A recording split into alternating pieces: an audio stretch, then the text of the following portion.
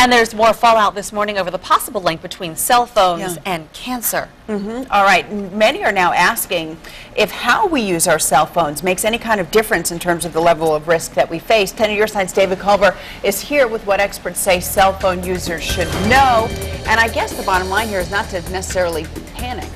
Yeah, absolutely. They're saying don't panic as of now. Now, Tuesday's announcements, of course, by the World Health Organization left some folks worried. For others, it didn't seem to have an impact. But this morning, the debate is over how we use our phones. We're talking texting versus talking. And the cell phone industry is now comparing the alleged risk with that of coffee or pickled vegetables.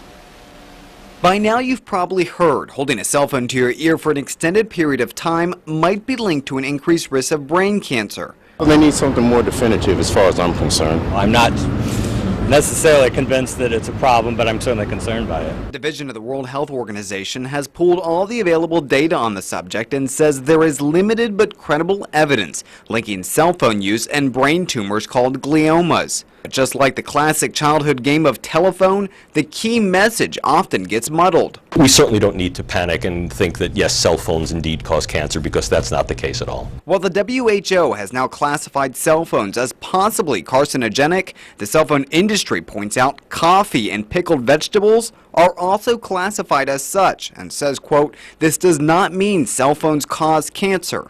But some experts wonder about the long-term effects of electromagnetic radiation on children's developing brains.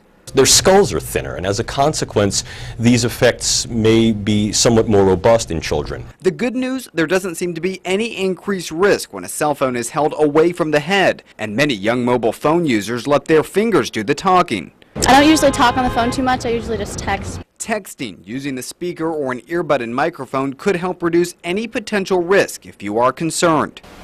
But for now, most experts say they'll keep holding their cell phones to their ears while keeping an eye on any future research. By the way, surveys show more than 90% of U.S. households have cell phones. I'm David Culver, 10 on Your Side.